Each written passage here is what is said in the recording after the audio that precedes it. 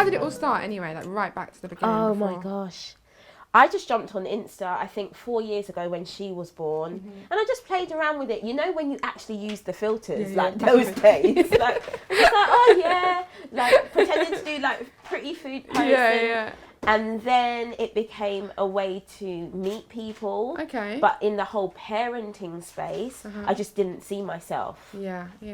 I saw all the big parenting names, and I saw them with these great followings, and I was like, wow, none of you are minorities. And even though you're all white, you're all middle class. It's not just like, where is there are no variables here. It's like, you have to be this way, you have to have a fringe, you have to wear a striped t-shirt, this is what you have to have, the latest bugaboo. And I was like, oh wow, my bugaboo was second hand, because we were dirt poor when we had her on a wish and a prayer, like okay. And buggies are not cheap. Set this Instagram for filters and for your daughter. And did it just organically just become... It was very hodgepodge back in the day. I didn't, so I went to work. Okay. I went to work in publishing, marketing department, Penguin Random House, loved them. Okay. I was there for almost 2 years, but Esme was too young. She was only 2. And that whole running, 4:59, running from your desk, you're sweating, panting. Childminders want more money because you're late because the train. I was like, wow, I think I'm trying to do this at the wrong time. So I handed in my resignation. Papa B was petrified, because it's like, okay, we're going back to one wage again. What are you gonna do? But whilst I was in the marketing department, influencer marketing just started to boom. Okay. And I used to speak to a lot of influencers on the phone. Right, we've got this title out. Yeah. And I was like, I could fully do what you do, Yeah. But I know it takes time to grow that kind of audience. So even though I was handing in my resignation, in the back of my mind, there was always this plan. There was like, I'm going to use the internet to work for myself. Okay. I don't know how, and I don't know how long this is going to take. But because I've worked with these people, I know I can do it. And I can also see a massive gap in the market. See, just to stop you, I love this. I think there's too many people that will say, you know what? I didn't know. It was a hobby. I didn't know if it would go anywhere. I didn't really care. Actually, it's a business. It's the a same way business. if I become a hairdresser, I like cutting hair. If I'm a hairdresser, I'm doing it to make money. Yeah, it's a business. And I think nobody stops and says that. Actually, I saw a gap in the market. I didn't just, take a few pictures and hope for the best. Yeah. I made it my business to make myself money. And in turn, self-employed and This be is able it. to work from home with your children. This is it. Okay. And it was like, I don't know how, I don't know, I followed a lot of people's style for a long time till I found my own. But then I learnt about Final Cut Pro. I learnt about all the editing programs. I bought myself like 8 secondhand Canon cameras. Wow. I learnt all those skills that I was like, okay, one day someone's going to pay me for all of this. But you have to take that leap. And you kind of have to go into the red for a bit. Because I didn't make money you for invested years. in yourself. Okay. But it was like, well, I'm going to be at home anyway. I'm here. So what else? What else is popping? There's nothing going on. So you had your daughter when you weren't an influencer of any kind. How, other than financially, do you find there's a big difference in A, your approach to parenting, but B, now that you were saying you started because there was no one that looked like you. Do you find there are more women that are like you in some way? So it may not be black women, it may be working class women, it may be the pool, the room has got more varied. The circle has widened. It's not that great. But I can look and be like, oh that's different. Loving that. And more than that, all the mums who do deserve to be there, the white middle class mums, they're all now realising where space has to be made for parenting styles and different kinds of parents. They're like, oh, we never even, and you don't. You don't. It's privilege, isn't it? If you're in any sense, if you're from any certain privilege, whether that's female, male, black, white, gay, straight, whatever, you don't realise the minority. I don't think about how a white woman feels every day. I'm just not one. So that's not at the top of my to-do list. But even now, with me trying to tell people to be more diverse, I've had to check myself. Because there's been many a times now, someone messaged me a couple of weeks ago and they were like, how do you feel now you're middle class? And I almost dropped the phone in the sink. I was like, what? And I was but what a message to get. From a stranger, we've spoken, but we've never met in real life. I was like, okay, girl. And I went online and I done all of these "what class are you" tests, because I was like, I refuse to believe this. And I done like 7 tests, and back to back they were like, no, middle class. And I was like, oh. I didn't even see how or where that happened. And so now when I speak to other people, I'm like, I have to check my privilege because I can afford to move my kids out of London and send my kids to certain after school classes. Exactly. Maybe I didn't have that privilege, but now they do. So that's a nice place to talk from, because as you said, you didn't have it, but your children do. So there's growth in it. Yeah. Rather than coming just from being growing up middle class. This is it. Raising your children middle class. You've got different perspectives. This is which I think speaks to your audience. When I take her, especially to Brixton now, she's like, Mum, it's so noisy.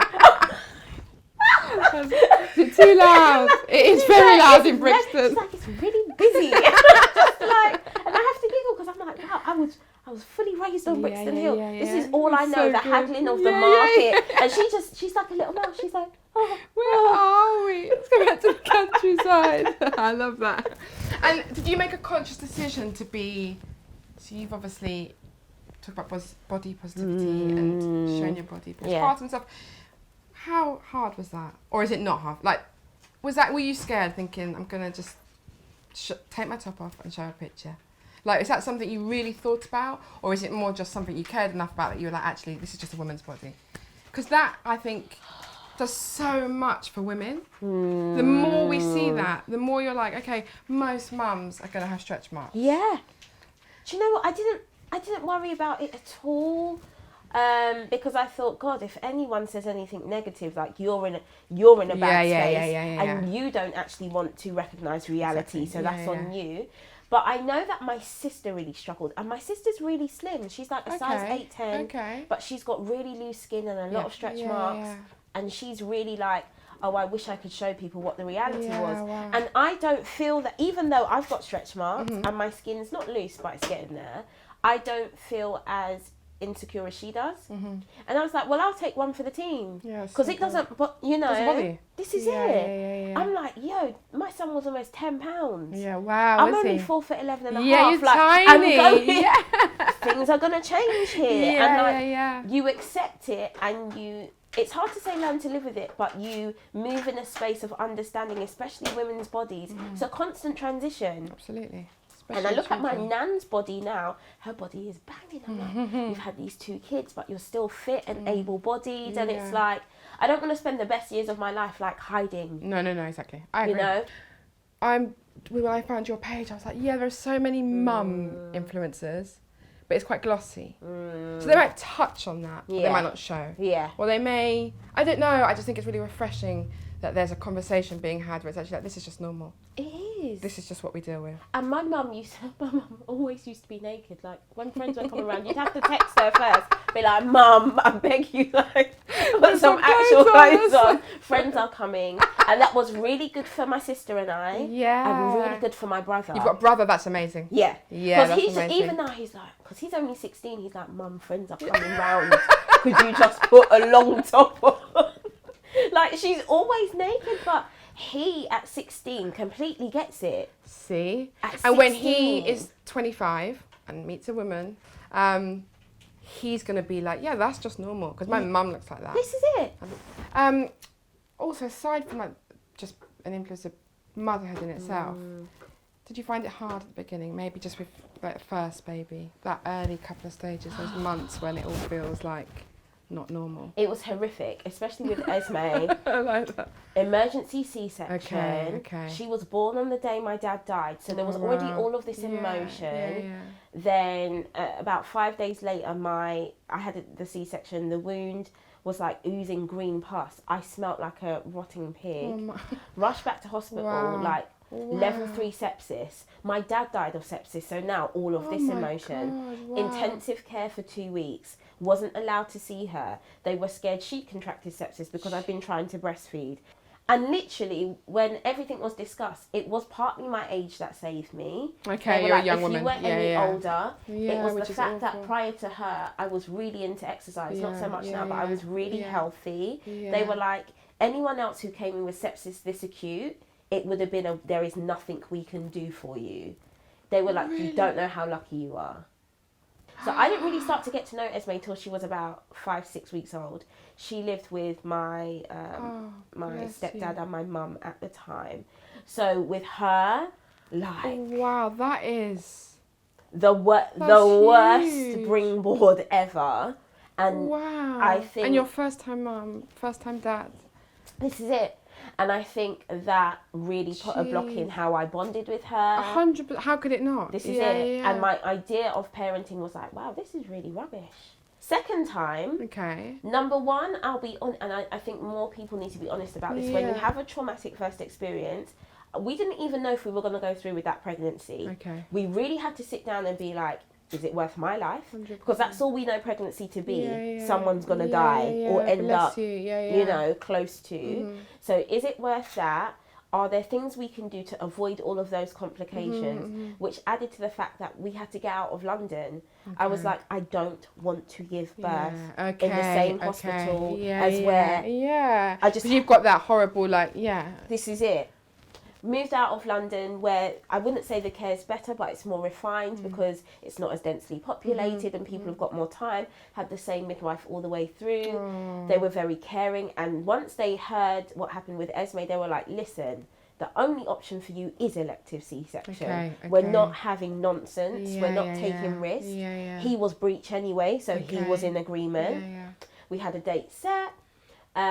They overbooked, so he ended up being born on my 30th birthday. I was like, these children. Yeah, I had that 5 days before my 30th. Like, you're testing me. You're testing So same birthday? Yeah, same birthday. We're both on the 14th of March. And it's so funny, when I call the doctor, they're like, what's his birthday? And I always go, I'm like, oh yeah, the same day as me. And having him completely, how can I say, repaired the tragicness that was Esme. And I love her dearly, but the birthing experiences, which in turn make the parenting experiences so different. He is so chill, and I know it's because he's come into this world where no one's screaming. There's no fuss. Everyone's expecting you. And you were more chill because you weren't going through that horrific sounding situation. I was like, okay, what will be, will be. Whereas with her, everyone's in your face, screaming and shouting. Oh my God, rush to surgery, all of this hype. Wow, that's a lot. And the final question, because I will wrap because he's awake and I want to have your afternoon. I've asked everyone, do you have like a mum life hack? Like something for you that has made things work? If you don't, you don't. A mum life hack.